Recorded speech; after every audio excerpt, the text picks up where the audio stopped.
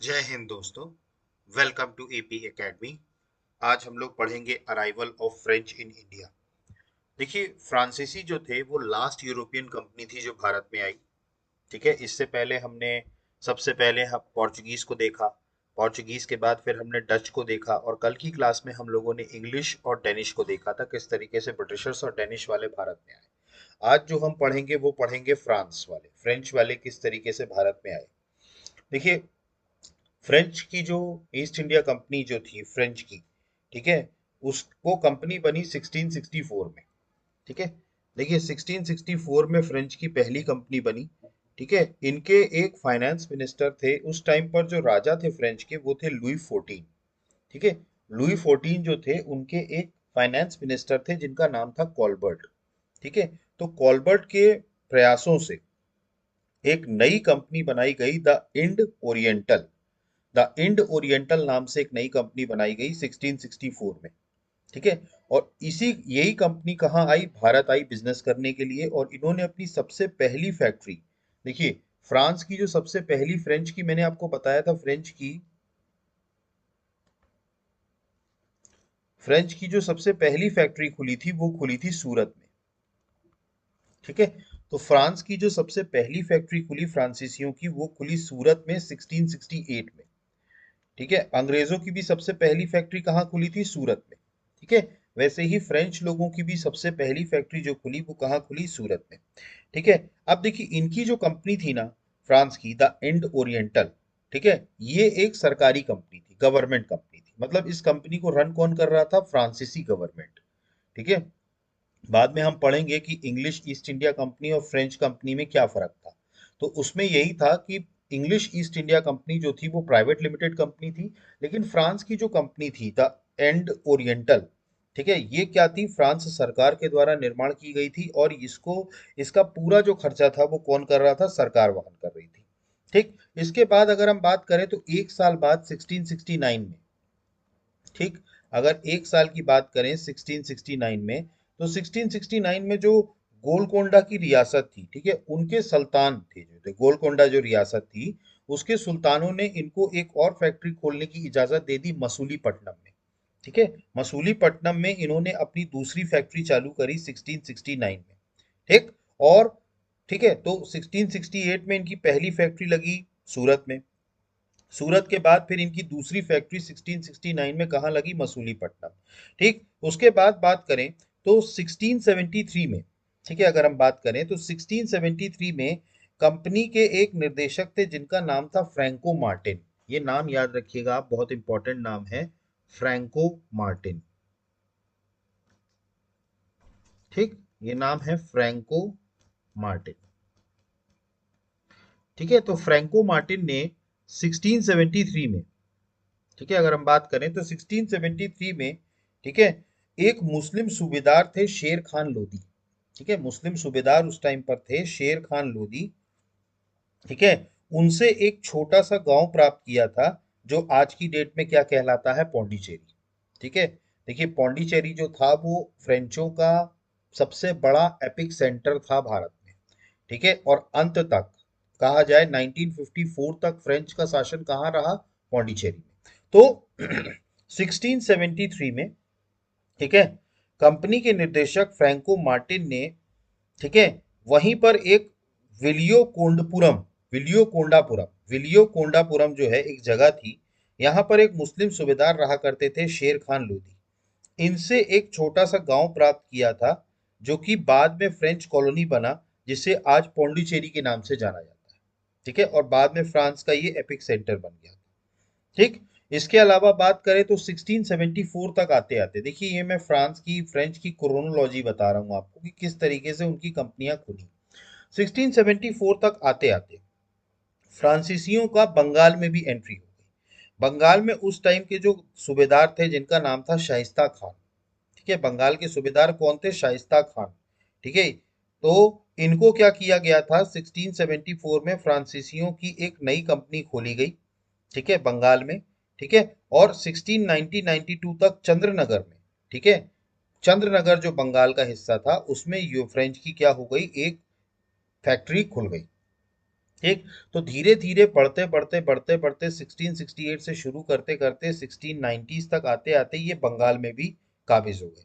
ठीक है, अब देखिए लगातार ये जो यूरोपियंस में जो फ्रेंच हैं, ठीक है, इनका लगातार जब बढ़ोतरी होगी तो इसी के बाद से ब्रिटिशर्स के साथ इनकी कॉन्फ्लिक्ट शुरू होगी। ठीक है, क्योंकि भाई सिंपल सी बात है कि बिजनेस एक जगह कर रहे हैं। ठीक है, बाकी कोई यूरोपियन शक्ति अब बची नहीं है, सिर्फ ब्रिटिशर्स और फ्रेंच बचे हैं। तो फ्रेंच जैसे जैसे धीरे धीरे बढ़ रहे थे उसके कारण से ब्रिटिशर्स और इनके बीच में धीरे धीरे कन्फ्लिक्ट आने शुरू हुए। ठीक है, अब धीरे धीरे आते आते तक पूरा मालाबार कोस्ट पे अगर आप याद करें, जो केरल वाला क्षेत्र है, ठीक है, मैंने आपको बताया था पौंडीचेरी में दो पार्ट्स हैं, माहे यनम, ठीक है, माहे और यनम। ठीक है, ये दोनों जो तट थे, ठीक है, ये भी किसके, माहे यनम, कराईकाल, ये सब तट भी किसने जीत लिए थे, फ्रांसीसियों ने जीत लिए थे। ये सब कहाँ है, मालाबार कोस्ट में। तो माहे, यनम, कराईकाल, ठीक है, इसके अलावा मॉरिशस पर भी इनका कब्जा हो गया था। तो धीरे धीरे क्या हो रहा था, ये पूरी तरीके से क्या कर रहे थे, अपने आप को एक्सपांड कर रहे थे। और अंततः क्या हुआ, पौंडीचेरी को इन्होंने अपना मुख्यालय बनाया, एक तरीके से हेडक्वार्टर कहाँ बनाया, पौंडीचेरी को। ठीक है, और अंत तक फ्रांसीसियों की जो जो हेडक्वार्टर्स रहा वो कौन रहा, पौंडीचेरी। ठीक है, और पौंडीचेरी में ही फ्रांसिस मार्टिन, जो मैंने आपको बताया, फ्रांसिस मार्टिन जो थे, इनको पहला डायरेक्टर बनाया। पहला डायरेक्टर किसको बनाया, फ्रांसिस मार्टिन को, भारत में। ठीक, तो इस तरीके से फ्रेंच कंपनी भारत में आई। ठीक, आपको समझना होगा, ठीक है, एक एक क्रोनोलॉजी आपको समझनी होगी। 1664 में लुइस फोर्टीन उस टाइम पर फ्रेंच का राजा था, उनका एक फाइनेंस मिनिस्टर था कॉलबर्ट। उसने एक नई कंपनी बनाई जिसका नाम था द इंड ओरिएंटल। ठीक, इस कंपनी की स्थापना 1664 में हुई। उसके बाद 1668 में आकर के सूरत में अपनी सबसे पहली फैक्ट्री फ्रेंच ने लगाई। उसके बाद फिर गोलकोंडा रियासत के सुल्तानों ने अधिकार दे करके मसूलीपट्टनम में दूसरी फैक्ट्री लगाई इन्होंने। 1673 तक आते आते इनको पौंडीचेरी मिल गया सूबेदार शेर खान लोधी से। 1674 में इन्होंने बंगाल के सूबेदार शाइस्ता खान से जगह ले ली बंगाल में। और 1690 तक आते आते इनकी चंद्रनगर में एक बहुत बड़ी फैक्ट्री खुल गई। इसके अलावा बात करें तो जो मालाबार कोस्ट था, इसके अलावा मॉरिशस वाली जगह थी, माहे, कराईकाल, इन सब पर भी कब्जा हो गया। और फ्रांसीसियों ने पुडुचेरी को क्या बना लिया, अपना हेडक्वार्टर्स बना लिया। ठीक, तो यहाँ तक आपको समझ में आया। ठीक, यहाँ तक अगर हम बात करें तो the company the Indo-Oriental was established in 1664 as a result of efforts of Colbert। ठीक है, कॉलबर्ट्स के एफर्ट्स के कारण इंडो ओरिएंटल नाम की एक कंपनी बनी 1664 में। ठीक है, उस वक्त एम्परर कौन थे, लुइस फोर्टीन। इसके अलावा बात करें तो फ्रेंच की जो सबसे पहली कॉलोनी बनी वो कहाँ बनी, सूरत में। ठीक है, 1668 एडी में by Franco Caron. Franco Caron ने क्या की, सूरत में अपनी सबसे पहली फैक्ट्री लगाई फ्रांस की। इसके अलावा बात करें, the French company was found by the French government and its expenses were borne by the government. मैंने आपको बताया था कि ये सरकारी कंपनी थी और इसका जो भी खर्चा या व्यय था ये कौन ले रही थी, सरकार ले रही थी। इसके अलावा बात करें तो 1669 में, ठीक है, सुल्तान के साथ प्रिंसली स्टेट गोलकोंडा के सुल्तान जो थे उनके उनकी परमिशन से इन्होंने क्या करी, अपना एक सेकंड ट्रेडिंग पोस्ट कहाँ खोला, मसूलीपट्टनम में। ठीक है, तो आपको ये याद रखना है, इनका जो सेकंड ट्रेडिंग पोर्ट खोला गया वो कहाँ खोला गया, मसूलीपट्टनम में। इसके अलावा बात करें तो 1673 में कंपनी के डायरेक्टर थे फ्रैंको मार्टिन। उन्होंने एक फ्रेंच सेटलमेंट स्टैब्लिश किया जिसका नाम था पौंडीचेरी। ये एक छोटी विलेज था जो शेर खान लोधी से लिया था, मुस्लिम गवर्नर था वलई कोंडापुरम का। तो वलई कोंडापुरम एक जगह थी, यहाँ का मुस्लिम गवर्नर हुआ करता था शेर खान लोधी। उससे क्या लिया था, एक छोटा सा गांव लिया था, नाम किसका, जिसका नाम क्या था, पौंडीचेरी। इसके अलावा बात करें तो शाइस्ता खान जो गवर्नर थे बंगाल के, उन्होंने भी एक साइट दी थी फ्रेंच को 1674 में। और 1692 तक आते आते इन्होंने एक फ्रेंच फैक्ट्री बना दी चंद्रनगर। ठीक है, ये नागौर नहीं है, चंद्रनगर है। ठीक है, ये होगा चंद्रनगर। ठीक, इसके अलावा बात करें, later the French captured Mauritius. बाद में इन्होंने मॉरिशस, माहे, कारिकाल, ठीक है, मालाबार कोस्ट में क्या किया, कब्जा कर लिया। इसके बाद बात करें, पौंडीचेरी जो था इनका हेडक्वार्टर बना। ठीक है, और याद रखिएगा 1954 तक फ्रेंच जो रहे आखिरी टाइम पर भारत में जो सेटल कहाँ रहे, वो पौंडीचेरी में ही रहे। फ्रांसिस मार्टिन जो था वो डायरेक्टर जनरल था फ्रेंच अफेयर्स का इन इंडिया। क्लियर। तो इस तरीके से फ्रेंच जो है वो भारत में आए। ठीक है, अब देखिए जाहिर सी बात है कि जब फ्रेंच भारत में आए और उन्होंने धीरे धीरे अपनी कंपनियां बढ़ानी शुरू की तो कन्फ्लिक्ट तो होना था। ठीक है, और अंग्रेजों के साथ इनका जो कन्फ्लिक्ट हुआ इसी को बोलते हैं एंग्लो फ्रेंच राइवलरी। ठीक है, तो अगला जो हम पढ़ने वाले हैं वो पढ़ने वाले हैं एंग्लो फ्रेंच कन्फ्लिक्ट। ठीक है, ये जो अंग्रेजों के और फ्रेंच के बीच में जो कन्फ्लिक्ट शुरू होता है, ठीक है, ये यहीं से शुरू होता है जब अंग्रेज चूंकि यहाँ पहले से स्टैब्लिश थे, लेकिन जो फ्रेंच थे वो बाद में आए थे। ठीक है, लेकिन वो भी क्या कर रहे थे, धीरे धीरे क्या कर रहे थे, पैर पसार रहे थे। ठीक, अब देखिए पोर्चुगल्स पहले से बाहर कर दिए गए थे। ठीक है, डच कंपनी भी बाहर हो चुकी थी। तो अब जो यहाँ पर पॉलिटिकल सिचुएशन क्रिएट हुई, उसके तहत अब यहाँ पर दो ही राइवल्स रह गए यूरोपियन कंपनीज में। एक तो रह गए अपने ब्रिटिशर्स और दूसरे रह गए फ्रेंच। देखिए ब्रिटिशर्स ने एक एक करके सबको सब्जुगेट कर दिया था। ठीक है, लेकिन अंत में जो सबसे पावरफुल फोर्स बच गई थी वो बच गई थी फ्रेंच। ठीक है, तो इसीलिए जितना भी, ठीक है, जितने भी, ठीक है, बाकी सारी जितनी भी यूरोपियन कंपनियां थी सब परास्त हो चुकी थी। तो अब जो कंपनी बच गई थी वो सिर्फ दो ही कंपनी बच गई थी, अंग्रेज और फ्रेंच, जिसमें भारत में प्रमुख व्यापारी कंपनियां थी, मतलब जो ट्रेडिंग कंपनीज थी वो सिर्फ यही दो बच गई थी। तो इस पर पूरे देश पर एक एकाधिकार करने के लिए, ठीक है, दोनों कंपनियों के बीच में युद्ध हुए। मतलब दोनों के बीच में युद्ध हुआ क्यों? देखिए युद्ध का एक ही कारण था कि भारत पर कौन अपना प्रभुत्व जमाएगा।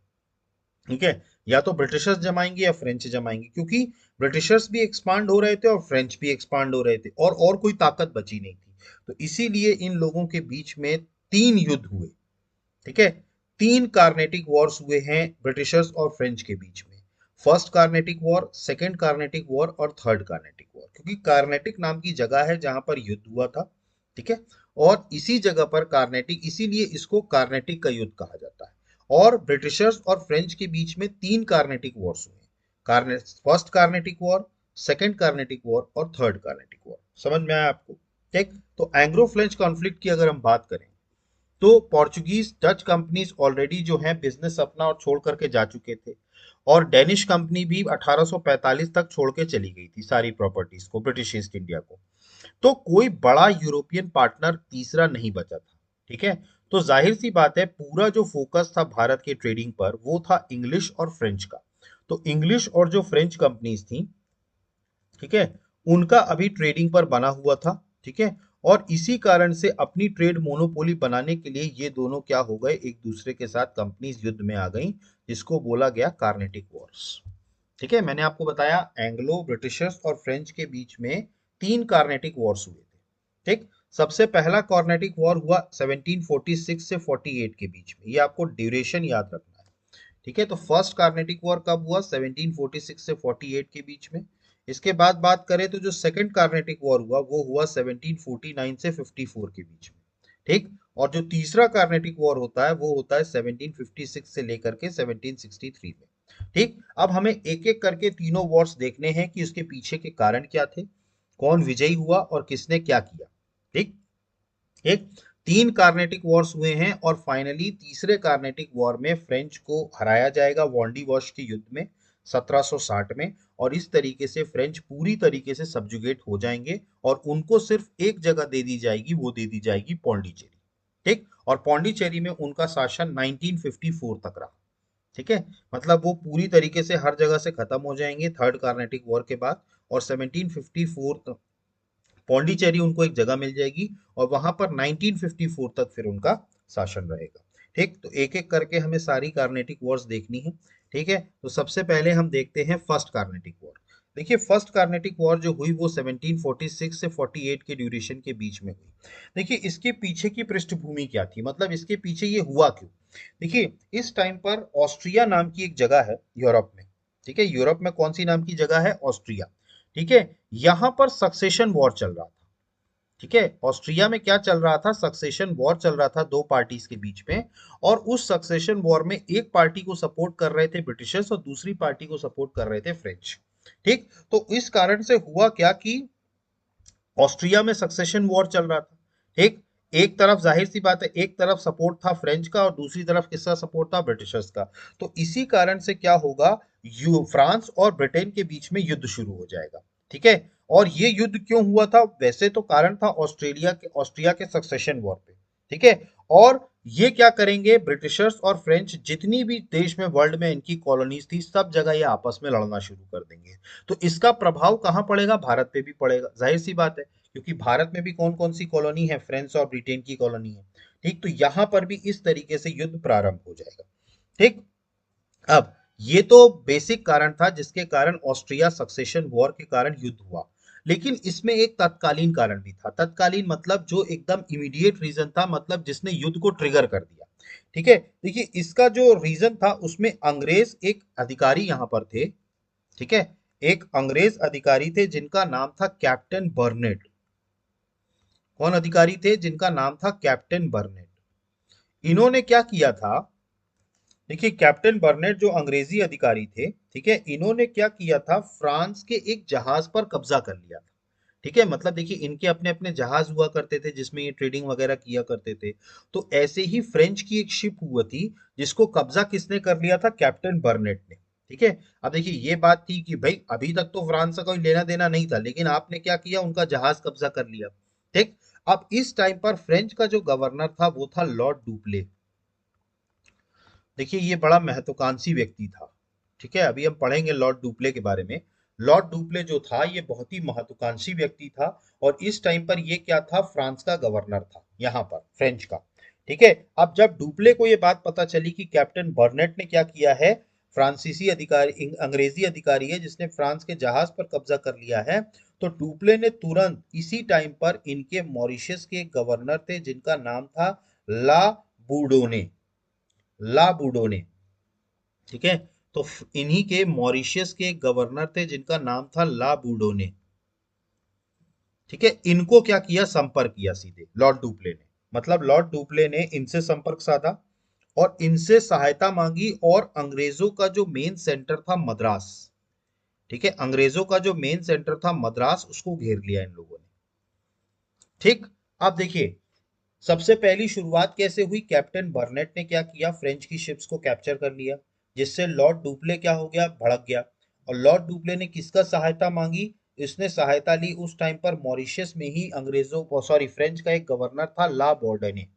ठीक है, इससे क्या की, सहायता मांगी, और इन दोनों ने मिलकर क्या कर लिया, मद्रास को घेर लिया। अब जब इन्होंने मद्रास को घेरा, ठीक है, तो देखिए उस टाइम पर ब्रिटिशर्स का सबसे बड़ा जो फ्रेंड था वो था कार्नेटिक। ठीक है, कार्नेटिक जो जगह थी उसका जो नवाब था वो अंग्रेजों का बहुत अच्छा दोस्त था, और इस टाइम पर कार्नेटिक का नवाब था अनवरुद्दीन। ठीक, कार्नेटिक का नवाब कौन था, अनवरुद्दीन। ठीक है, ये क्या था, अंग्रेजों का बहुत अच्छा दोस्त था। ठीक, अब इन्होंने क्या किया, ब्रिटिशर्स ने जब देखा कि फ्रांस वाले जो हैं वो मद्रास पर जो है उन्होंने घेरा डाल लिया है, तो ब्रिटिशर्स घबरा करके किसके पास गए, अनवरुद्दीन के पास, कार्नेटिक का जो नवाब था। और इन्होंने अनवरुद्दीन से ये बात कही कि भाई आप फ्रेंच वालों को रोकिए, ये हमारी टेरिटरी पर हमला कर रहे हैं। ठीक, तब अनवरुद्दीन ने लॉर्ड डुप्ले से कहा कि भाई हमने आपको बिजनेस करने की परमिशन दिया, आप वॉर क्यों कर रहे हैं। ठीक, तो डुप्ले ने ये कहा कि सर आप हमारा साथ दीजिए, अनवरुद्दीन से बोला आप हमारा साथ दीजिए, इस युद्ध पर कुछ मत बोलिए, हम मद्रास जीतेंगे तो हम मद्रास आपको दे देंगे। मतलब लॉर्ड डुप्ले ने उनसे ये कहा कि भाई हम जब भी मद्रास जीतेंगे, हम ये मद्रास बाद में किसको दे देंगे, अनवरुद्दीन को दे देंगे। ठीक, तो इस तरीके से अनवरुद्दीन जो था वो साइड हो गया। ठीक है, अनवरुद्दीन जब साइड हुआ, ठीक है, तो इसी कारण से क्या हो गया, डुप्ले ने क्या किया, फिर मद्रास पर कब्जा कर लिया। ठीक है, अब देखिए डुप्ले ने क्या किया था, मद्रास अनवरुद्दीन को देने का वादा कर दिया था। ठीक है, और इसके साथ क्या किया, ला डुप्ले के साथ, ला बॉर्डने के साथ इन्होंने, डुप्ले ने क्या किया, मद्रास जीत लिया। ठीक है, अब जब मद्रास देने की बात आई, ठीक, तब जब मद्रास उन्होंने जीत लिया डुप्ले ने, तब अनवरुद्दीन ने कहा कि भाई आप हमें मद्रास दीजिए, आपने कहा था कि आप मद्रास हमको दे देंगे। लेकिन डुप्ले ने क्या कर दिया, मना कर दिया। ठीक है, मतलब डुप्ले ने क्या कर दी, वादा खिलाफी कर दी। ठीक, डुप्ले जो उनको मद्रास देने वाला था उससे क्या कर दी, वादा खिलाफी कर दी। तो ये बात अनवरुद्दीन को बहुत बुरी लगी। ठीक है, और अनवरुद्दीन को इतनी बुरी लगी कि इसने अपने बेटे को, ठीक है, मतलब देखिए डुप्ले को सबक सिखाने के लिए इसने अपने बेटे को, जिसका नाम था मोहम्मद अली, जिसका नाम था मोहम्मद अली, मोहम्मद अली कौन था? अनवरुद्दीन का बेटा था, ठीक है, मोहम्मद अली। इसको क्या किया? 10,000 की सेना के साथ, मतलब कि 10,000, ठीक है, 10,000 की सेना के साथ डुप्ले पर आक्रमण करने के लिए भेजा। ठीक है, मतलब अनवरुद्दीन को चूंकि बुरा लगा, ठीक है, तो इसने अपने पुत्र जो था मोहम्मद महमूद अली, ठीक है, महमूद अली जो था, मोहम्मद अली नहीं, महमूद अली, सॉरी, महमूद अली जो था, उसके नेतृत्व में फ्रांसीसियों के विरुद्ध 10,000 की सेना भेजी। ठीक है। अब डुप्ले जो था, देखिए डुप्ले यूरोपियन था, उसके पास दिमाग बहुत तेज था। ठीक। उसके पास तकरीबन 900 के आसपास सिर्फ सैनिक थे, 1,000 के सैनिक, 1,000, 1,000 से ज्यादा नहीं थे। ठीक है, तो लगभग 1,000 सैनिकों की सहायता से मद्रास के निकट एक जगह है जिसका नाम है आडियार। ठीक है, देखिए मद्रास के पास एक जगह है जिसका नाम है आडियार। ठीक है, आडियार एक जगह है। ठीक है, और इसी को सेंट थोमे भी कहते हैं। क्या बोलते हैं इसी को? सेंट थोमे। ठीक है, तो आडियार या सेंट थोमे नाम की जगह पर इन दोनों के बीच में युद्ध होता है। किसके बीच में? अनवरुद्दीन का बेटा मोहम्मद अली के बीच में, ठीक है, महमूद अली के बीच में, और जो लॉर्ड डुप्ले थे फ्रेंच वाले, इन दोनों के बीच में आडियार सेंट थोम का युद्ध होता है। ठीक है, जिसमें फ्रांसीसी क्या करते हैं, इसके बेटे को परास्त कर देते हैं, मतलब अनवरुद्दीन की सेना को हरा देते हैं, और महमूद अली, ठीक है, महमूद अली जो है उसकी हत्या कर देते हैं। ठीक है, तो इस तरीके से सिर्फ 1,000 लोगों की सेना के साथ ही जो आडियार या सेंट थोम था, इस जगह पर अनवरुद्दीन की सेना को पराजित कर दिया जाता है। ठीक। अब चूंकि लॉर्ड डुप्ले ने इतनी बड़ी कार्नेटिक के नवाब की सेना को पराजित कर दिया, तो उसका भी कॉन्फिडेंस बहुत ज्यादा बढ़ जाता है। ठीक है, तो ये क्या करता है, इसको प्रोत्साहित करता है कि जो पौंडीचेरी के दक्षिण तट पर सेंट डेविड है। ठीक है, देखिए पौंडीचेरी के जो साउथ में एक और इनकी अंग्रेजों की कॉलोनी है जिसका नाम है सेंट डेविड। तो डुप्ले क्या करता है, इस पर भी आक्रमण करता है। ठीक है, मतलब देखिए लॉर्ड डुप्ले ने सबसे पहले तो मद्रास पर आक्रमण किया, लेकिन मद्रास जीतने के बाद अनवरुद्दीन को नहीं दिया, तो उसने अपने बेटे महमूद अली को 10,000 की सेना के साथ आडियार सेंट थोम में भेजा, जहां पर इनका युद्ध हुआ फ्रांसीसियों के साथ। लेकिन फ्रांसीसी उस युद्ध को जीत गए। अब जब ये युद्ध जीत गए तो जाहिर सी बात है इस युद्ध से क्या हो गया, प्रोत्साहित हो गया। कौन? Lord Dupleix. ठीक, अब जब लॉर्ड डुप्ले इससे प्रोत्साहित हुआ, ठीक, तो उसने क्या किया, सेंट डेविड जो अंग्रेजी कॉलोनी थी, फैक्ट्री थी, उस पर अधिकार करने का प्रयास किया, मतलब उसको घेर लिया। लेकिन सेंट डेविड को वो जीत नहीं पाया। सेंट डेविड को लॉर्ड डुप्ले ने घेर लिया था, लेकिन सेंट डेविड को क्या हो गया, जीत नहीं पाया। अब इसी बीच में इंग्लैंड की री आ गई। देखिए री का मतलब होता है कि जैसे अंत सहायक सेना। ठीक है, मतलब जब युद्ध में आप पराजित हो रहे होते हैं तो आपको सहायता करने के लिए एडिशनल सेना भेजी जाती है, जिसको बोला जाता है री।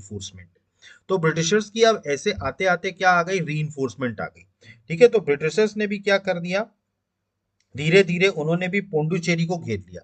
देखिए अब चूंकि डुप्ले जो था वो उनकी टेरिटरीज को घेर रहा था, तो इसने क्या किया, डुप्ले की टेरिटरी को घेर लिया, पोंडुचेरी को। ठीक है, लेकिन उस टाइम पर अंग्रेज भी वहां सफल नहीं हो पाए।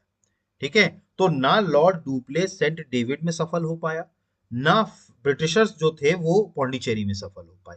और इसी दरमियान क्या हुआ, ऑस्ट्रिया का जो सक्सेशन वॉर था वो समाप्त हो गया। ठीक है, तो इस तरीके से क्या हुआ, 1748 में आते आते तक युद्ध रुक गया। ठीक, और उसके बाद फिर एक ट्रीटी होती है जिसको बोलते हैं एलेक्सला चापले की सी ट्रीटी। ठीक है, तो ट्रीटी ऑफ एलेक्सला चापले, 1748 में ये ट्रीटी होती है, और ये ट्रीटी हुई थी जर्मनी में। ये ट्रीटी कहाँ हुई थी, जर्मनी में। ठीक है, और इस ट्रीटी के तहत ये हुआ कि अब दोनों देशों के बीच में शांति व्यवस्था बनेगी, और इसके अलावा इन दोनों ने जो भी चीजें एक दूसरे की जीती हैं वो इनको वापस कर देंगे। मतलब जो चीजें फ्रांस वालों ने ब्रिटेन की जीती हैं वो ब्रिटेन को वापस कर देंगे, और जो ब्रिटेन वालों ने फ्रांस की जीती थी वो फ्रांस को वापस कर देंगे। और इसी संधि के अनुसार भारत का जो मद्रास वाला क्षेत्र था वो अंग्रेजों को वापस कर दिया गया, और फ्रांसीसियों की एक और कॉलोनी थी नॉर्थ अमेरिका में। ठीक है, नॉर्थ अमेरिका जो है इस वक्त ढूंढ लिया गया था, नॉर्थ अमेरिका को भी। तो नॉर्थ अमेरिका में एक कॉलोनी थी जिसका नाम था लुइसबर्ग। ठीक है, लुइसबर्ग नाम की एक कॉलोनी थी, वो फ्रांसीसियों की कॉलोनी थी, लेकिन उस पर कब्जा किसने कर लिया था? ब्रिटिशर्स ने कर लिया था। तो वो ब्रिटिशर्स ने क्या कर दिया? फ्रांस को वापस कर दिया। ठीक। तो इस तरीके से पहला कार्नेटिक वॉर जो है वो समाप्त हो गया। शुरुआत कब होती है? ऑस्ट्रिया के सक्सेशन वॉर से, जिसके कारण फ्रेंच और ब्रिटेन सब आपस में लड़ पड़ते हैं पूरे विश्व में, तो भारत में भी लड़ते हैं। अब इसकी नींव किसने रखी थी, या कहें कहें कि आग में घी का काम किसने किया? कैप्टन बर्नेट ने। इन्होंने इनका जहाज जो जा रहा था उसको कैप्चर कर लिया। अब लॉर्ड डुप्ले इस बात का जवाब देने के लिए मद्रास पर अटैक करेगा, और इसने अपने मॉरिशस के गवर्नर ला बोर्डेने को भी अपने साथ बुलाया। अब जब इसने मद्रास जीता, तो इसको घबराते हुए देखते हुए अंग्रेजों ने किसकी सहायता मांगी? अनवरुद्दीन की सहायता मांगी। अनवरुद्दीन उस टाइम पर कौन था? कार्नेटिक का नवाब था। ठीक। जब अनवरुद्दीन को ये बात पता चली, तो उसने लॉर्ड डुप्ले से ये बात कही, लेकिन लॉर्ड डुप्ले ने उसको कन्विंस कर दिया कि भाई हम मद्रास जीतेंगे तो मद्रास हम आपको दे देंगे। तो इसलिए अनवरुद्दीन पीछे हट गया, और इस तरीके से लॉर्ड डुप्ले का कब्जा किस पर हो गया? मद्रास पर। अब इसके बाद जब अनवरुद्दीन ने कहा कि भाई आपने वादा किया था तो अब आप हमें वापस करिए, तो मद्रास देने से डुप्ले मना कर देगा, और जब मना करेगा तो अनवरुद्दीन नाराज होकर के अपने बेटे महमूद अली को 10,000 की सेना के साथ फ्रांस पर आक्रमण करने के लिए भेजेगा। और ये कहां पर आक्रमण हुआ था? आडियार नाम की जगह में, जिसको सैंट थोम भी कहते हैं। ठीक है, इसीलिए इनके बीच के युद्ध को बैटल ऑफ आडियार भी कहा जाता है। ठीक है। और इस युद्ध में जो है डुप्ले जो है वो जीत जाता है, और डुप्ले जो है वो कार्नेटिक के नवाब की सेना को हरा देता है। इस कारण से उसका कॉन्फिडेंस बहुत हाई हो जाता है, और कॉन्फिडेंस हाई होने के कारण वो अंग्रेजों की एक और सेटलमेंट जिसका नाम था सेंट डेविड, उस पर आक्रमण कर देता है, उस पर घेर लेता है, लेकिन उसको जीत नहीं पाता। इसी दरमियान क्या होते हैं, अंग्रेजों की भी री आ जाती है। वो पौंडीचेरी को घेर लेते हैं, लेकिन वो उसको जीत नहीं पाते, और अंततः क्या होता है? ऑस्ट्रिया में सक्सेशन वॉर समाप्त हो जाता है, जिसके कारण पूरे वर्ल्ड में फ्रेंच और ब्रिटेन जो है वो आपस में लड़ना बंद कर देते हैं। अब इन दोनों के बीच में एक ट्रीटी साइन होती है, जिसका नाम था एक्सला चापले की सिटी, एक्सला चापले की ट्रीटी। ठीक है, ये जर्मनी में होती है, और इसके तहत अब तय हुआ कि भाई फ्रांस और इंग्लैंड आपस में नहीं लड़ेंगे एक दूसरे से, और जो भी टेरिटरीज एक दूसरे की जीती है वो एक दूसरे को वापस कर देंगे।